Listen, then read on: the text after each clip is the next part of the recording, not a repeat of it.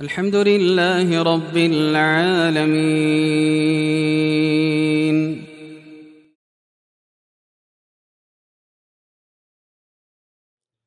Bismillahirrahmanirrahim. Assalamualaikum warahmatullahi wabarakatuh. Alhamdulillahi rabbil alamin, waliyas salihin, wala udwana illa 'alal zalimin. Allahumma salli wa sallim ala nabiyyina Muhammad wa ala alihi wa ashabihi wa man tabi'ahum bi ihsanin ila yaumiddin. Alhamdulillah, salah satu jawaban ketika kita ditanya tentang apa tujuan daripada keberadaan kita dan penciptaan kita, maka kita akan menjawab sebagaimana yang Allah Subhanahu wa taala firmankan, "Wa ma khalaqtul jinna wal insa illa liya'budun." Bahwa keberadaanku di kehidupan dunia ini agar bagaimana bisa beribadah kepada Allah Subhanahu wa taala. Ini adalah jawaban yang diketahui oleh banyak orang. Namun yang menjadi pertanyaan tentang bagaimana ibadah itu? Apa jalan ibadah?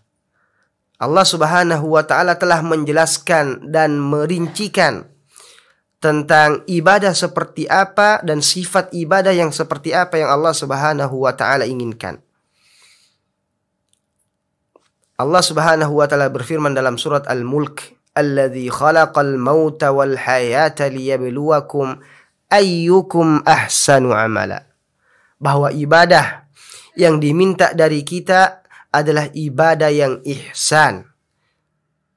Allah menciptakan kehidupan dan kematian liyabluwakum sebagai panggung ujian.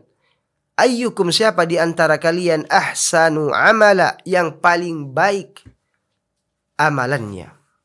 Wa huwa alladhi khalaqas samawati wal ard wa kana arshuhu 'alal ma'i liyabluwakum ayyukum ahsanu amala. Dalam surat yang lain bahwa Allah Subhanahu wa taala yang menciptakan langit dan bumi, dan arsy Allah berada di atas air. Liyabluwakum, menguji kalian, ayyukum ahsanu amala. Tentang ihsan, hadis yang masyhur dari Jibril, dari Rasulullah sallallahu alaihi wasallam ketika datang Jibril bertanya kepada beliau, sebagaimana di Sahih Muslim, ketika Rasulullah sallallahu alaihi wasallam, "Mal islamu, mal imanu, mal ihsan?" Apa itu ihsan ya Rasulullah? Maka ihsan sebagaimana dikatakan, "An ta'budallahi ka'annaka tarahu, fa in lam takun tarahu fa innahu yaraka." Ini bukan maqam yang biasa. Ini level yang luar biasa. Ketika seseorang bisa naik sampai kepada tangga ihsan, maka ini adalah anugerah yang luar biasa dan ini susah. Bagaimana keadaan ibadah orang, bagaimana dia merasakan kebahagiaan seakan-akan sedang dalam piknik ketika ibadah, dan dalam ibadahnya dia merasa bahwa Allah Subhanahu wa taala bersamanya, melihatnya. Maka luar biasa keadaan dan kehusyuan. An ta'budallah ka'annaka tarahu. Engkau beribadah kepada Allah seakan-akan engkau melihat Allah. Dan ini maqam yang tidak digapai kecuali melewati luar biasa perjalanan. Dan cuma orang-orang yang dipilih yang bisa sampai ke sana. Namun opsi yang kedua untuk bisa menjadi orang yang muhsin, dalam lanjutan hadis tadi, fa illam takun tarahu, kalau level kita belum sampai kepada level seakan-akan kita melihat Allah Subhanahu wa taala dalam ibadah, fa illam takun tarahu fa innahu yaraka, maka paling tidak kita punya asumsi, kita punya keyakinan bahwa Allah melihat kita, Allah bersama kita. Ini adalah maqam ihsan, maqam yang digapai oleh orang-orang soleh terdahulu.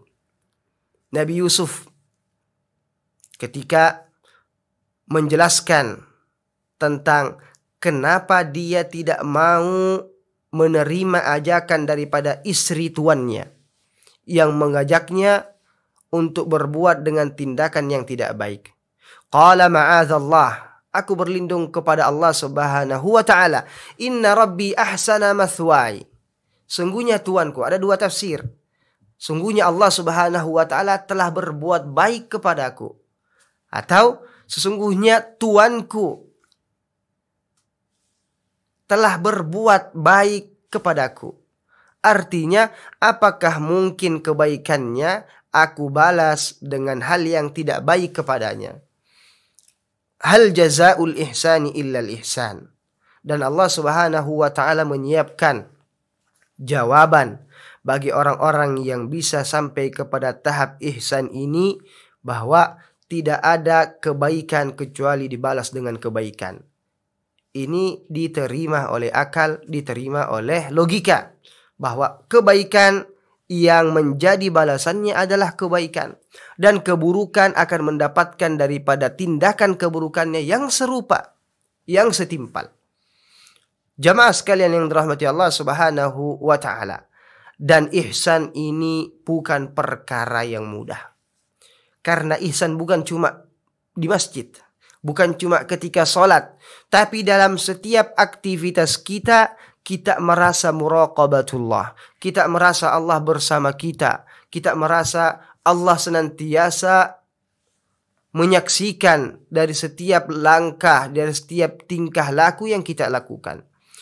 Qatadah Ibnu Di'amah As-Sadusi, salah seorang tabi'in, murid daripada Anas bin Malik dan Abi Hurairah, ketika mengatakan, membaca ayat wa innallaha la ma'al muhsinin, sesungguhnya Allah sungguh bersama dengan orang-orang yang muhsin, orang-orang yang melaksanakan amalan-amalan ihsan.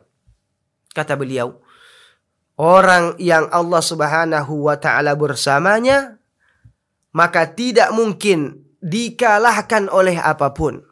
Karena bersamanya ada mata yang tidak pernah mengantuk, ada kekuatan yang tidak pernah ada batasnya. Karena di balik ini adalah kekuatan dari Allah Subhanahu wa taala. Dan ini yang diyakini ketika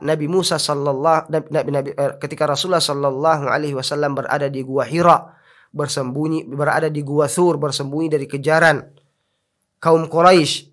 Abu Bakar khawatir dan takut atas keselamatan Rasulullah. Kata Rasulullah, la tahzan innallaha ma'ana. Jangan bersedih karena Allah bersama kita. Nabi Musa ketika bersama pasukannya, bersama jamaahnya, terkepung di depan laut dalam, di belakang pasukan dengan segala persenjataan. Tidak punya pilihan. Depan tenggelam, belakang dibunuh dengan kejam. Pasukan dan jamaah Nabi Musa sudah mengatakan, inna lamudrakun. Kita sudah pasti akan ditangkap. Kita sudah pasti akan dicegat, akan dibunuh. Karena sudah tidak ada pilihan dan tentara sudah semakin dekat. Maka Nabi Musa alaihissalam mengatakan, kalla inna ma'iya rabbi sayahdin. Sekali-kali tidak. Karena sesungguhnya ma'iya rabbi, bersamaku Allah Subhanahu wa taala, sayahdin, akan memberikan jalan keluar kepadaku.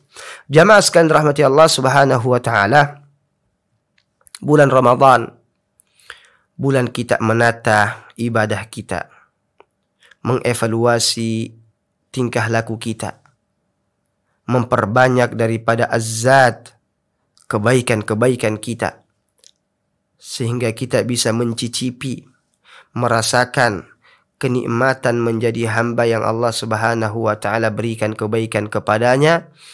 Hal jazaul ihsani illal ihsan.